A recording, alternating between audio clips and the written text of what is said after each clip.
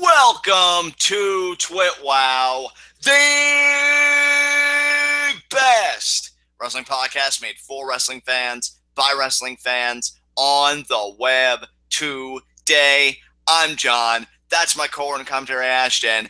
And this is our Lucha Underground review. And I gotta say, guys, tonight's episode of Lucha Underground was a lot of fun. I don't know if it topped last week's, because, I mean, that was full of just gigantic revelations and everything else. But you know what, though? I think what I can appreciate about this episode of Lucha Underground is if last week was more focused on, these overarching narratives, and in my mind, the really big angle with the arrival of the gods and this big war, this episode was more microcosmic and focusing on more immediate events, those being the TWitWoW Cup, in particular the semifinals. And I feel like Lucha Underground really masterfully wove in Lucha Underground, like TWitWoW Cup issues with more broad storylines, like what's going on with Mill, Cage's Gauntlet, Marty the Moth, and other things. And the way they ended tonight's episode was absolute freaking chaos. So yeah, you got two really good matches, particularly the opener I thought was exceptional. And then the way you closed with the Mundo Mysterio confrontation and what it devolved into is just quintessential Lucha Underground in the best possible way. Partner, I know you had internet issues tonight, and we kind of said that a bit during live reactions. From what you were able to see, though, because I think you did see pretty much all of the last segment, what did you think of Lucha Underground tonight from what you were able to put together? Well, I mean, the final 5 segments alone were just freaking incredible. Like, I absolutely loved those final 5 minutes. It was awesome. But the rest of the show, I wish I would have been able to see more of. Mill Pentagon, honestly, based on your reaction, seemed like it was good, but not necessarily the amazing, like, borderline match of the year candidate I kind of expected out of it. So that's one that I would say was kind of disappointing. Phoenix Puma sounded like a lot of fun. I wish I would have been able to see that. And the cool thing about this show is that it seems like we got a lot of really, really good narrative cinematics and that kind of stuff. So I'm really looking forward to us being able to rewatch this, really, because at the end of the day, I feel like I missed more than I saw on this episode. I'm still looking forward to talking about the points and like the different sort of storyline threads that we do know about and that I can talk about just based on seeing what happened on paper and your descriptions of what happened when we were trying to watch it or when I was trying to watch it and you were watching it. But still, I'll be able to talk in full about that final segment because that was amazing. Absolutely. So without any further ado, let us get right into our Lucha Underground review. And we open up with a cinematic. We get right into it after our recap, touching on everything that's going to be touched on tonight's Lucha Underground. And it's Cage. He's working out. He's toning that tone. And then Katrina comes in. Got you again. Katrina comes in. Because it's just so nonsensical. And, more or less she says, give up the gauntlet. Like, do you even know the forces that you're messing with? Do you even know what that is? She says to him. And he says, it's mine. And, they pretty much get to Katrina wants him to hand it over. And she said, we could do this the easy way. And Cage says, I've never been one to like the easy way or do things the easy way. And she says, you're going to hate the hard way so much more. Cage actually tries to take a swing at her, with the gauntlet hand. And she moves out of the way, like teleports. And then Cage just kind of looks around and he's like, I did good. And, leaves. So, yeah, very basic cinematic here. Katrina, from a follow-up of last week, given that Captain Vasquez, a.k.a. her mother, which, by the way, the title of last week's episode was Bloodlines, and what a way to bring that full circle, huh? And then tonight's episode was The Cup Runneth Over, and again, I thought they were quite on the nose about that as well with how this episode ended. Yeah. Katrina following up saying she will get the gauntlet because she has a lot at stake getting the gauntlet, given that the other half of the amulet's at stake. But, of course, Cage isn't going to go quietly. The god is taking control. That control isn't going to be given up easily. And even without the gauntlet, what I like about this is you can't even say that this is inconsistent with who Cage actually is, because he was brought in as a hothead and as a guy who isn't really much of a critical thinker. His strategy to everything is, if I can punch it, I'll punch it. If I can't punch it, I'll just mow it down some other way. It always comes back to force with this man, and he even tried using it here again, trying to take a swing at Katrina, but she averted it. So that was pretty much our cinematic, as Cage knows now that Katrina's on to him. She wants the gauntlet, and this would feed into events later in the night. But Ashton, do you have anything you can say about this, or can we just move on? Yeah, I don't think I really have much to say. It's really interesting that, well, I mean, the thing is, I say it's really interesting, but at the end of the day, it's also kind of predictable and something that should have been expected, that Cage would take a swing at Katrina, but I don't think that pre-Gauntlet Cage would have done that. I don't think pre-Gauntlet Cage would have done that. I think when I just say it's not inconsistent with his personality pre-Gauntlet, it's just to say, again, that he's never been much of a critical thinker. He is more of a hothead. So even if he wouldn't have swung at her, he definitely would have, like, probably gotten a temper with her and just been like, no, I'm a machine, you know, back off, stuff like that. So, you know, that said, we'll just move right along to the next cinematic, because we got 2 cinematics back-to-back, which is really refreshing. We have Dario in his office, and he's visited by Joey Ryan. And Dario first gets his digs in, you know, says, I saw your performance in the Cueto Cup because you're already eliminated, and I was embarrassed for you. And then he's like, well, what do you want? And then Joey Ryan said, well, you said to come to you if I saw anything suspicious. Now, for this next part, I'm not going to lie, guys, because Ashton was briefing us on his issues, I really didn't get everything.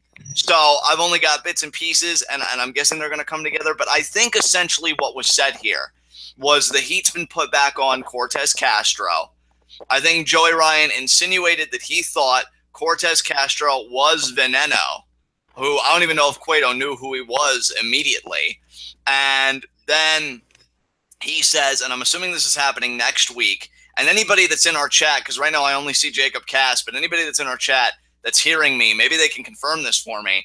What I got from it was Cueto decided to have a mask versus mask match next week between Sexy Star and Veneno, because, you know, she did attack Veneno all the way back when she saw that spider in the locker room and then made the Veneno connection. So maybe Dario just wants to exploit that, and he remembers that. So, yeah, I'm thinking we're getting a mask versus mask match between those two next week, and then that'll expose Cortez Castro. So Cortez Castro not out of the hot seat. Again, if I understood everything correctly, it was more of a muddled cinematic given our issues. But, yeah, what do you think about the prospect, if I'm correct, of Sexy and Veneno having a mask versus mask match next week? I mean, clearly Sexy Star is going to win that, but that makes it sort of – it makes you wonder, like, what's going to happen to Cortez Castro after that? Because, I mean, we've already seen Captain Vasquez straight up tell him, like, she wants him in the temple because he's the only person on the force that she still trusts. You know what I mean? Right. Yeah. So, like, would she seriously just try sending him in there again with a different mask? It's I would hope not. And she might not even get the chance, because here's my thing. Even though Sexy's kind of gone off the rails, and see, that's where it gets interesting, doesn't it? Because I wouldn't even necessarily say it's a foregone conclusion Sexy's winning, because Sexy's really been kind of engaging in more dubious behavior. Now, granted, she had a Technico moment to end the night, which we'll get to. But on the whole, though, she's been doing things that are very contrary to her character recently. Who's to say that she wouldn't drop the mask for a character shift? Because she wrestles without the mask in other places. So it's not like it's a signature part. You know what I mean? And well, no, I mean, make the shift there. Yeah, I mean, the thing is, though, all of that happened after the season 3 tapings were up. Right. Yeah. Because I'm thinking either they do a character shift with Sexy in season 3 that we're going to become aware of next week, or what seems more logical, given that Sexy does seem pretty OP even still for the most part in 1v1 situations, Veneno loses, Cortez Castro gets outed, and I could even see that week the closing cinematic being that Cortez Castro is brought before Matanza, because keep in mind Matanza is learning to control his hunger. So imagine if Dario brings him Cortez or Officer Reyes, right? And he says, my brother, you've learned to control your appetite. Here's your reward. Enjoy. And then he eats Officer Reyes. I mean, yeah. I could see that happening, because that sounds more like fan fiction on your part. I mean, look, would I love to see his face get eaten? Absolutely. Is it in line with Lucha Underground? Again, absolutely. I'm just saying that's one possibility of many. But what I'm getting at is, regardless of the style, if Veneno loses next week, I'm fully anticipating Cortez Castro dying in the same episode, because why let him live when you know he's going to continue to be a problem? That's not Cueto's style. Hell, the moment he thought that Mr. Cisco was problematic, the moment he got an inkling about it, he didn't let him live. So knowing for a fact that Castro is a rat, as Officer Reyes, he's probably thinking, yeah, I've had my fun torturing him, but seriously, we got to, put a bullet in this. And yeah, I think if he gets unmasked, he's dying next week. That's my prediction. Do you think he'll be able to live a little bit longer, or do you think he's going to be, finally I definitely think he is up for death. Like, if we had to make a list of people that we thought were going to be dying this season, he would be number one on that list by far. But I don't know if it'll be this soon, because I don't know. I get the feeling that if he does die, it's going to be at Ultima Lucha Trace. Yeah, that makes sense because it's such a big event. I don't even really remember many cinematics for Ultima Lucha Dos, but I think Ultima Lucha Trace will be bringing the cinematics in between everything. So, yeah, they could certainly save it for then. That's entirely plausible. All the same, I've really got nothing else to say about the cinematic. And again, given your issues, I don't think you have anything else to say, right? So we can move on to our next thing. Absolutely. What was next? I think our first match, right? Puma Phoenix? Yeah, Puma Phoenix, which was a great back and forth. I honestly can't wait, for you and I to watch it together on our rewatch. These guys did everything you'd expect them to do. Phoenix was on point. Puma was on point. Just really a great contest. Phoenix's balancing of the ropes and his dives are always insane. I love Puma's power game. I love that he's starting to utilize the Regal Plex, which unfortunately he didn't hit, but he teased it, I think, at least 2 times in this match. One great sequence was, that's right.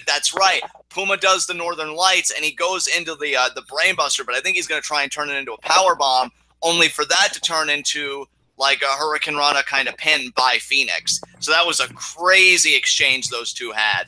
But really, the turning point of the match came when Marty creeped up from behind Melissa. He was starting to accost and harass her.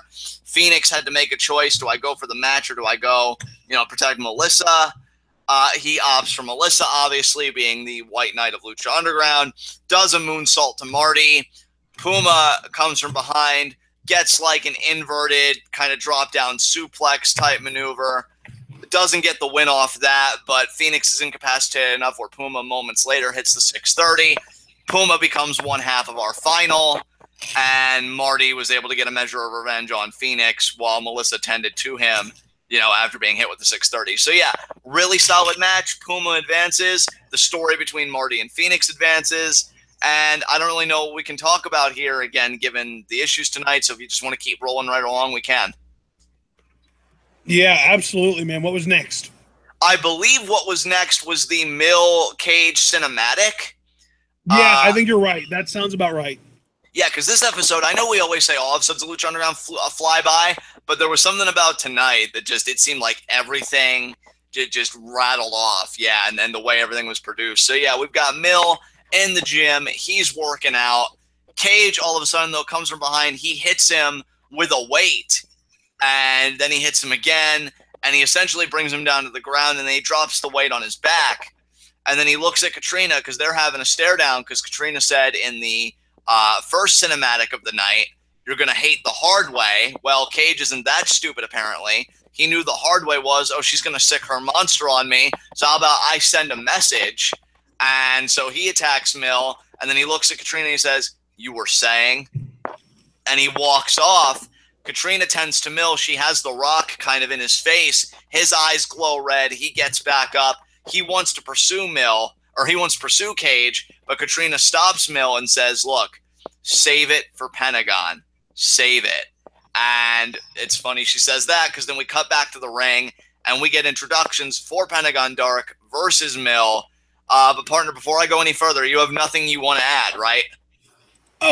Well, what I have to add really does play both into this and the match itself between Pentagon and Mill.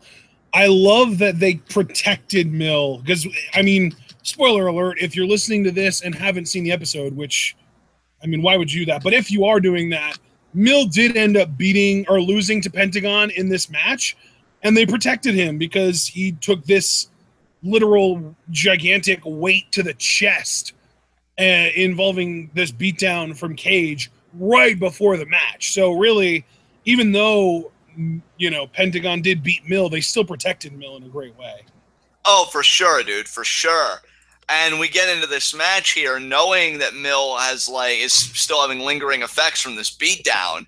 And yeah, it was a solid match. I actually feel like I preferred Puma Phoenix, but these guys still did something good. I still can't wait for them to have a straight up match with a reinvigorated story, because I mean they were quashing beef from season 2 with Pentagon costing Mill the title, and yeah, you know they kind of play on that. Solid back and forth. Ultimately, though, Pentagon does get the upper hand after a shit ton of super kicks to Mill. And then at one point, he even super kicks Katrina while he's standing on the apron, goes to the top rope, actually beats Mill with a double stomp. I'm telling you, Mill has a weakness for that double stomp, because that's how Sexy Star pinned him after he went through a table for the Lucha Underground title.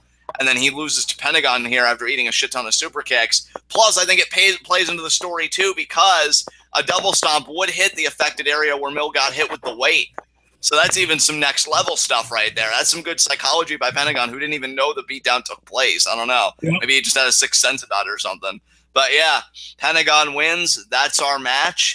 And I guess we can go right into our closing segment, because there was no cinematic in between this, if I'm not mistaken. Let me just think real quick. No, I don't think there was anything that I'm forgetting about. So yeah, Cueto's in the ring, and he introduces both Ray and Mundo. And I feel like you did see all of this. So for the first time tonight, gleefully, I'm going to give you the reins. What did you think about all this? So as far as this initial interaction between Ray and Mundo, I didn't catch all of it because, again, internet problems. But I did catch enough of it. And we kind of had our, you know, our little meme-tastic discussion talking about Ray losing custody of Dominic and shit like that. Yeah. But Mundo really did make this really, really personal. He questioned whether Ray was really Dominic's father. Like he went too far here. But that's just what Johnny Mundo does, and if it gets in Ray's head, it's worth it to him. And you know what I love about you personally saying that Mundo went too far? Like, on a serious note, I'm not about to pull some Johnny Scumbag shenanigans. It's like, I love that Mundo, and maybe I should be more specific and say Mundo's writing and how he personally has executed that writing. He is doing everything to get heat. Like, he attacked Ray's son, and now he's still attacking him, but more from a psychological standpoint, you know, and he's beaten down Ray at any given opportunity. Like, if you're a fan getting into Lucha Underground, if you're already into Lucha Underground and you just love the storytelling elements of wrestling, like, Mundo is doing by-the-book heel work, and he's doing it exceptionally well. You know, I've really enjoyed what he's been doing here. I love the line that he had about Dominic's height. Like, how big is he? He must have gotten his height from his mother. That was great. And then, of course, questioning the paternity, kind of tying into the preceding joke. So, yeah, Mundo, you can definitely see a difference if you go back and you watch his earlier mic work in WWE between that and now, because even I used to think, if I'm being honest, oh, it's great that they do cinematics because you could do multiple takes and whatever. But I do feel like he's gotten more confident with in-ring promos. And even if he's still not on the level of, say, like a Rollins or a Punk or a Balor, like, I feel like for a heel champion for a promotion that doesn't have a lot of live in-ring stuff in terms of talking, he's more than serviceable. I actually think he's pretty damn good by that metric. So, yeah, great stuff for Mundo here. And after the paternity was questioned, Ray blew a gasket. He had enough. He's like, I'm sick of your shit. He goes after Mundo, and all hell breaks loose. Now, partner, I do believe you saw all of this. So, again, I'm going to give you the reins. What did you think about this insanity, man? Lay the table for us and give us your thoughts. Oh, my God. This was, honestly, aside from the final 5 minutes of the first Ultima Lucha, this is the best final 5 minutes of any episode of Lucha Underground ever, I think. Like, for sure. This whole thing escalated so quickly. Ron Burgundy, boy, that escalated quickly. Yeah, like we started off with Ray and Mundo going at it, and the next thing you know, Puma shows up. And I was thinking, like, oh shit, Puma's staring at Johnny for a really long time. He's gonna attack Ray, isn't he? But then Pentagon shows up before he gets the chance, and they go at each other. But then at the first opportunity that he gets, as soon as he feels content with the sort of damage that he's done to Pentagon, Puma goes after Ray. So yeah, I was kind of right in a way, because Puma did target Ray over Mundo when he had the chance. And I thought that was really interesting, because that kind of almost solidifies, like, yeah, Puma's a bad guy now. He's a dick. But then Mill came out and went after Pentagon, and then Cage came out, blew up Johnny Mundo, and went after Mill. And then randomly Marty the Moth shows up at the top of the steps, starts posing for the fans, and then Phoenix attacks him. And then Melissa comes out, or not Melissa, Mariposa comes out to help Marty. And then next thing you know, Jeremiah Crane shows up. He's kicking the shit out of Marty. And I think Sexy Star showed up. And oh, that's right, Worldwide Underground came out as well.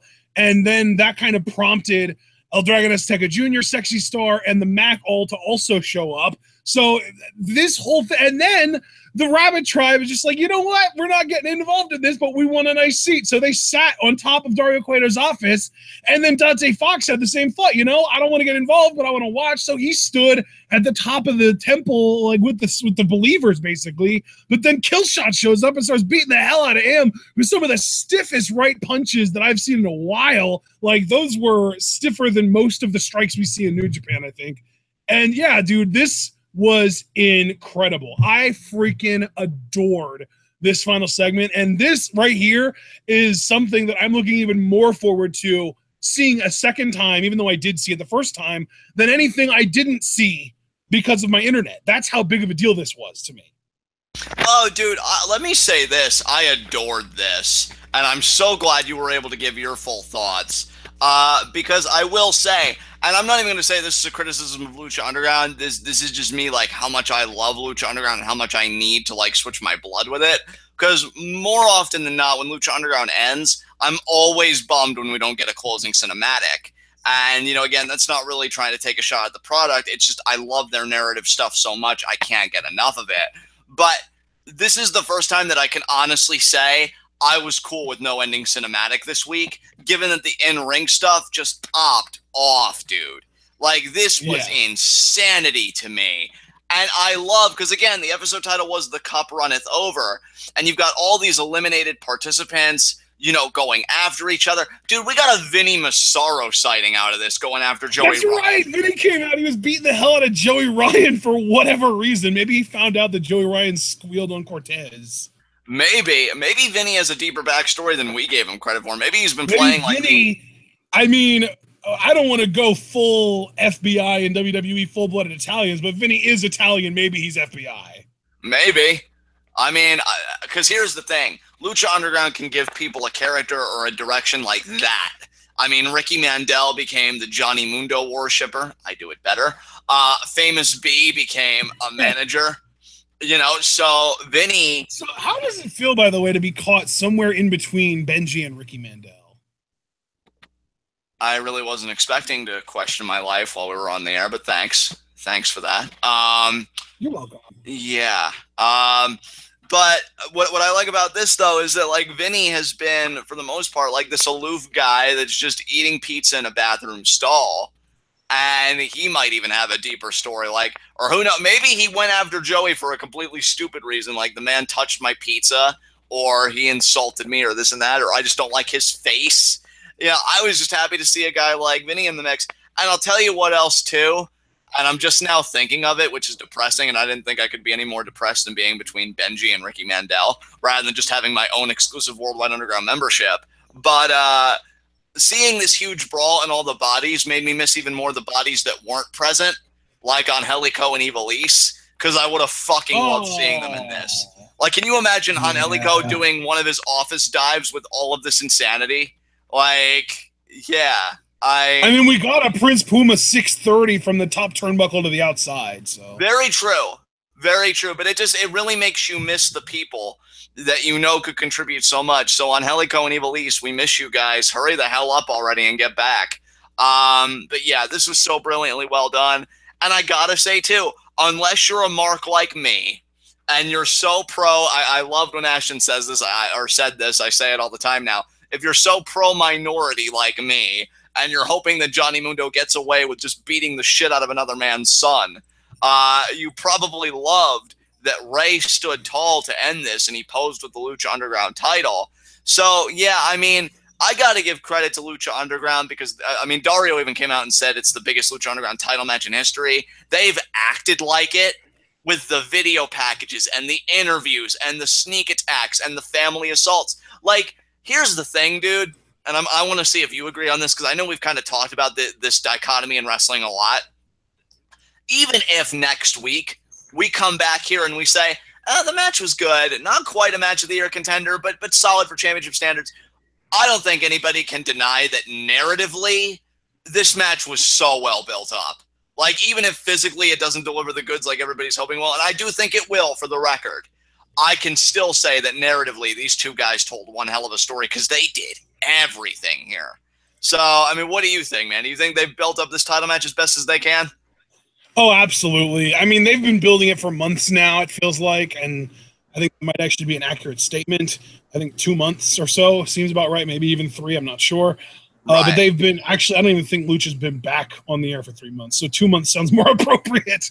But right. Yeah, like, it's been building so much, and they've done so much right. And I've said it before, the build of this match has felt more pro wrestling and less Lucha Underground than everything they've ever done. But I appreciate that they're able to sort of step out of their own comfort zone and back into the comfort zone that wrestling fans are familiar with something like this, and not only be able to step out of it, but do it better than all of the other wrestling companies that do it on a regular basis, like as a once every now and then kind of thing. Yeah, thank you, because if you didn't say something, like, in fact, I would have. The thing with, like, you look at WWE and they'll build to a match for 3 or 4 weeks. At most, they will do like a 2-month build, but it won't be every week. It'll be over the course of 2 months, where it'll be, 8 weeks out, and then 6 weeks out, and then 3 weeks out, 2 weeks out, 1 week out. Like, they'll spread it out more. Lucha Underground has been hard at this, promoting it every single week in different ways. They don't. The one other thing that they have over WWE is WWE, when they get a video package on their hands, they'll show it multiple times an episode, multiple episodes a month, and even multiple episodes a week if you count SmackDown and Raw as well. So they abuse the shit out of their content, and Lucha Underground has created new content for every time that they have really advertised and promoted this match, whether it was the one time where it was just, oh, here's the tail of the tape, look at how big these guys are, look how long they've been wrestling, look at how many championships they've won, that kind of stuff. And then the other week it was, oh, let's talk to all the people that have faced these guys, and Cage and Azteca and Puma and all these other people. And then it was just one-on-one interviews talking to these guys. And then even earlier than that, we had like the Mike Chiavello voiceover. He was like, Johnny Mundo is doing this thing right now, and Rey Mysterio is a legend in Lucha Libre, and all that kind of stuff. Like, they've done it so many different ways that even though they have hyped this match every single week, it hasn't gotten tired yet.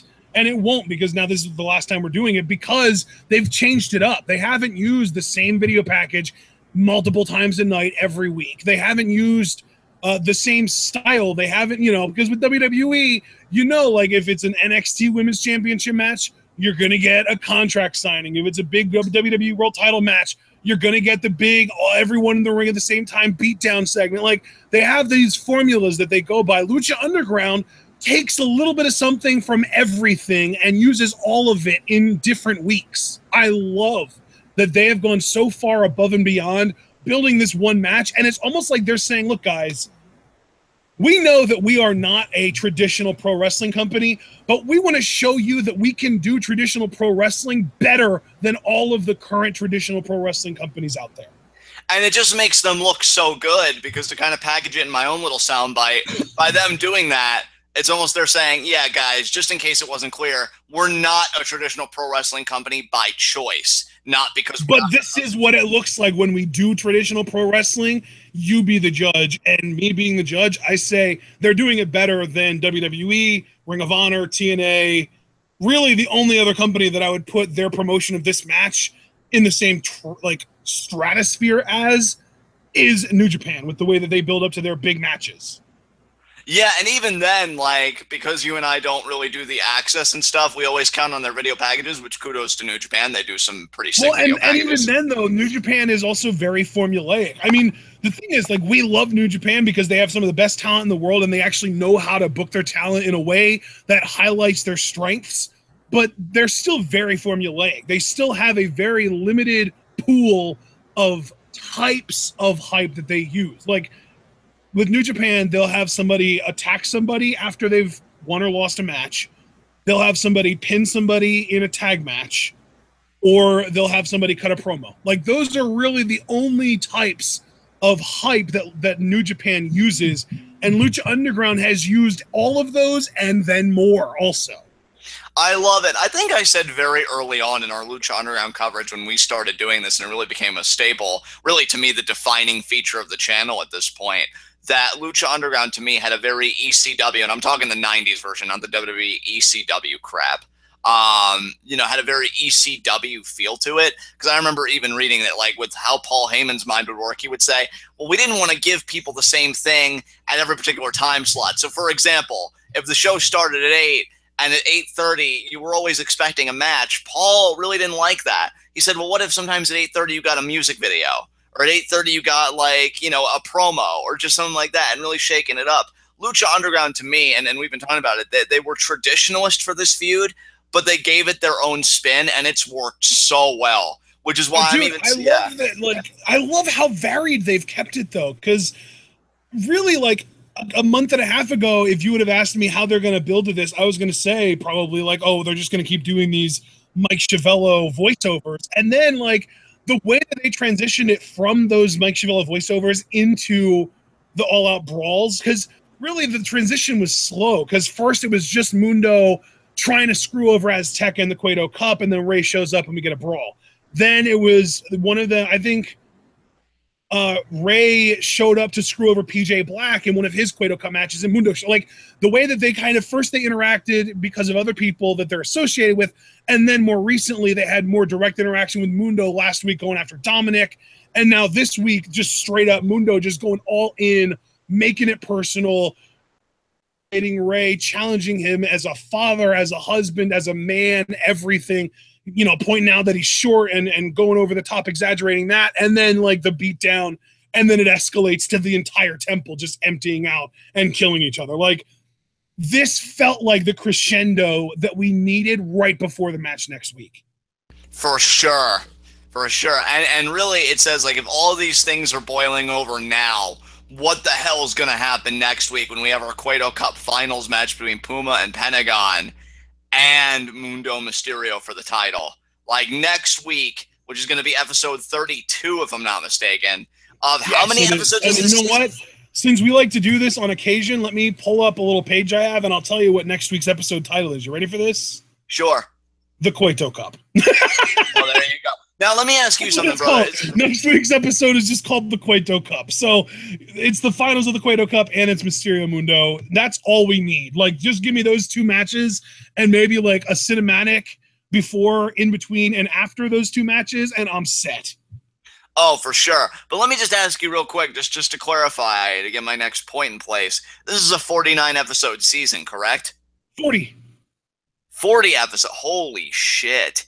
Which means if next week's episode 32, we have 9 weeks left, like putting tonight in the books of Lucha Underground. That's crazy. Yeah, dude. Next week's 32, 33, 34, 35, 36, and then 37, 38, 39, and 40 are all Ultima Lucha Trace.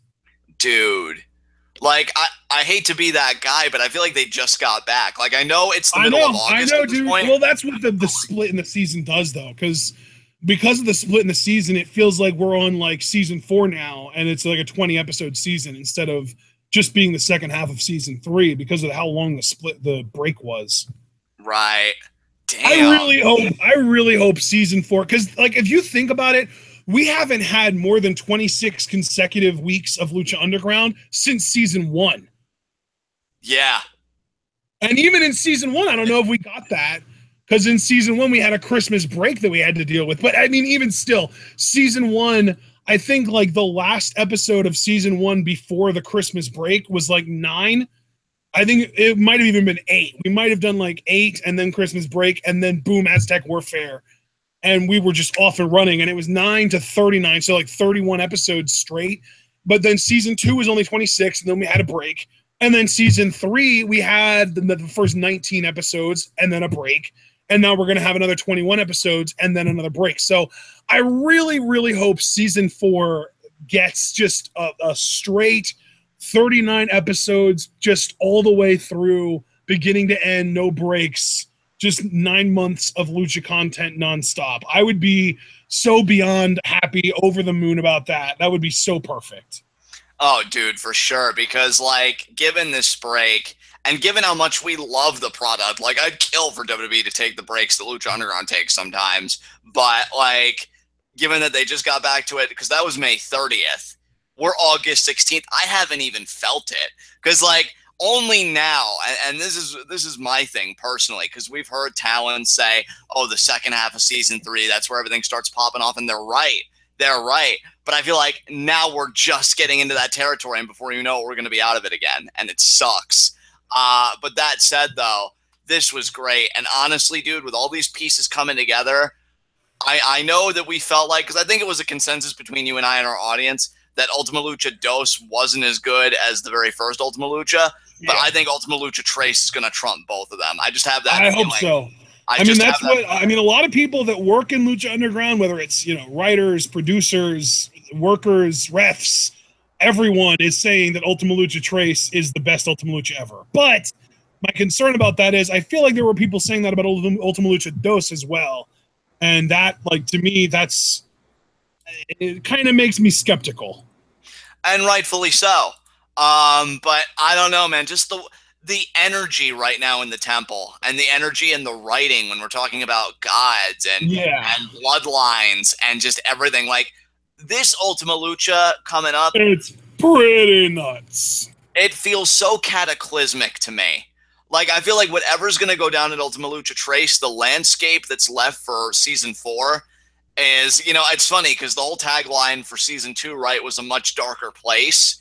But I feel like season 4, whatever we're left with, is going to be even beyond that, because shit's really getting crazy, dude.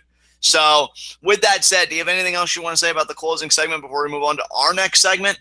No, let's get going. All right, high spots and low shots.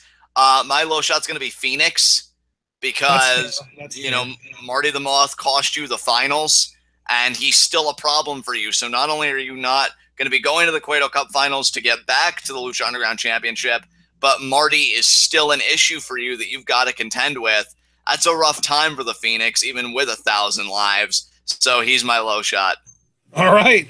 That's fair. I guess I don't really have much of a choice but to make my low shot Mill, both because he got beat down in the back, but then also because arguably that beatdown cost him a shot at the Lucha Underground Championship, because he can't win the Cueto Cup now because he lost to Pentagon. And there is an argument to be made that the only reason he lost to Pentagon is because of said beatdown.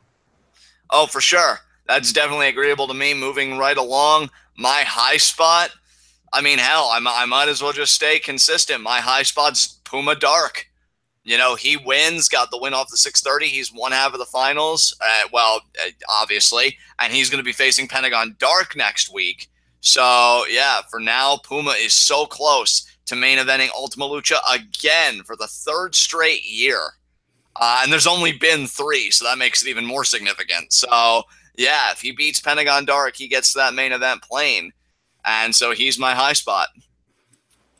Absolutely. Yeah, I mean, whew, man, you know what? I'm going to say this. My high spot, and this is kind of strange because I know, like, the obvious choice is Pentagon, because you took Puma, and I might as well take the other half of the winners of the matches tonight. But no, I'm going to take Cage, because I don't think anybody asserted their dominance more tonight than Cage did. Yeah, that's an excellent point. It's funny that a guy that doesn't even compete, that is out of the cup, could arguably have had a better night, because here's the thing. More than winning matches, I feel like Lucha Underground's about being able to handle your shit, because somebody's always going to be bringing something to you, or you're going to be bringing something to somebody. And Cage, he has the most valuable possession right now in the eyes of a lot of people, which makes him a target, again, to a lot of people. Yeah. And he showed tonight that he ain't sweating that shit. So I actually love your pick, dude. I think it's out of the box. I think it's creative, and I think it's justified. Because I think if you're Cage, yeah, I'm not worried about that in-ring stuff, but have you seen this place? It's a jungle 24/7. You've got to be vigilant 24/7. And really, I'm never not ready, says Cage, because he just laid a whooping on Mill's ass. So, yeah, great choice, dude. I wholeheartedly endorse that. All right. Man, well, I guess that's all we've got tonight. We went about 45 minutes, and being able to pull that off when I couldn't see 80% of this show is pretty damn impressive, if you ask me. Well, then again, I mean, remember who we are, am I right? But yeah, guys. I'm right. And hopefully next week, my internet problems are solved. Yeah, dude, if you know from the jump that they're not solved, I would even wait to do live read, because this is going to be a big show next week. We can't not have your voice in there. Like, we're all going to want to be there. But I'm sure it'll work itself out, because your face is magnificent, like this episode tonight. And with that said, making those fucking circles, baby. But yeah, with that said, for what it's worth, right now my download speed is up over 20. Of course it is. Yeah. When we're not by much. It's still kind of hovering around like the 23, 24 range, so it's still on the lower end of what I'm used to. But yeah, it's almost double what it was when we were live reacting. Yeah, of course it was. Fucking prick provider. But with that said, damn you, Xfinity. This has been Lucha Underground. This has been TWitWoW, the best wrestling podcast made for wrestling fans, by wrestling fans, on the web today. I'm John. That's my co-ordinator commentary action. Guys, be sure to comment, subscribe, and like the video. The more likes you leave, the more likely we are to be the top search result for Lucha Underground reviews on YouTube. So be sure to leave that like. All of our Lucha Underground content is in the description box. There is literally a playlist titled All Lucha Underground Content Ever. From seasons 1 to 3, baby. It's all right there. Get all your Lucha Underground goodness in the description. If you're new to Lucha Underground and you want the best primer on the internet, look no further than TWitWoW. We got you covered. Going to our other stuff, guys. Our social media, between our Twitters and the TWitWoW Facebook, all of that is in the description. And the two other things that I really want to plug, the Teespring, we have a new I'm Not Finished With You t-shirt. It's great. It's inspired by Braun Strowman. If you want to tell anybody or anything in your life that you're not finished with it, we finally have the t-shirt for you. So go to the Teespring, check it out. And if that's not really your thing, if you're like, I prefer to be more passive-aggressive, that's fine. We got all those t-shirts for you. And if you want to talk about passive aggressive, nothing like a Kevin Owens because he's a father, damn it, t-shirt. And if you just like your aggression any way you can get it, we have plenty of Scum Squad merch, even Scum Squad mugs and stickers. So everybody's needs are serviced in the Teespring store. Check it out. Also want to plug the Patreon, specifically the Patreon Discord. Discord is $3 a month. It's the most intimate thing we are offering on our Patreon to date. I think it goes well beyond Twitter because you get to converse with us on really anything you want. And yeah, just $3 a month just for that kind of intimate access to us, being able to talk to us anytime you want. And the best thing about the Discourse, at least in Discord, in my mind, is at a $3 a month evaluation. You are a member of the Discord for 10 months. That $3 accrues to 30 months of donations, 10 months worth of donations at $3, all amounting to $30. You can cash that in for a live reaction to a 3-hour show if you wanted for the $10 per hour valuation. So yeah, you get future purchasing power. You get to get in on even more TWitWoW goodness if you're a loyal member of the Discord for less than a year. That's really insane to think about, guys. That's what I call a win-win-win situation. So get in on our Patreon there. If you haven't yet been a member of the Discord, it's only $3 a month. If you donate this month, it'll be too late to get in on, Brooklyn and SummerSlam, but September, I think it's going to be No Mercy and other stuff going on, and we'll be able to pay more mind from the Discord because all the chaos will have died down. We'll probably be doing SmackDown coverage on there more, given that we're not doing live reactions for the foreseeable future. We already do that for Raw. So yeah, guys, get in on it if you haven't already. Now, to round out this outro, coming at you tonight and in, the immediate and further future. Tonight, we still have an NXT review. We have got an Asuka Ember Moon contract signing for their NXT Women's Championship rematch at TakeOver Brooklyn 3. So you're going to get that review later in the night. And then as far as this week goes, tomorrow, we go live at 8 p.m. We're going to be doing our TakeOver Brooklyn preview and predictions. Going to run down the whole TakeOver Brooklyn 3 card. Going to just discuss all the matches, our hype, etc., etc. We're going to be doing the same thing for SummerSlam tomorrow at the same time. And, we're going to go over the SummerSlam card, what our hype is. Probably have a lot to say about that, given recent events on SmackDown Live. And, of course, the huge Universal Championship main event. The next Thursday after that, I believe, is going to be our second installment of what's already one of my favorite series, even though it's only the second one, the 5 Fave Fives list. We're going to be talking about our favorites in New Japan, Raw, SmackDown, NXT, Lucha Underground, all the places, guys, all the places. We're going to be looking at our old list, making a new list. It's going to be nuts. I love these types of videos because we'll see where everybody sits with us. And then beyond that, the only thing I can think of is at the end of the month, August 31st, because we're doing this the last Thursday of every month now, Q&A. You can submit questions through Twitter, YouTube, Facebook, Discord if you're a Discord member. There is no reason why you can't submit Q&A questions. It's 4 questions per Q&A. You can ask about pretty much anything. If we don't like a certain question, believe me, we will tell you. We will give you the option to swap it out with another question. 4 questions, all those outlets. Get them in on the 31st. You have just a little over 2 weeks. That'll be August 31st. We'll be going live at 8 with that. So, guys, with that said, we will see you again for our NXT review. And until then, everybody, stay tuned.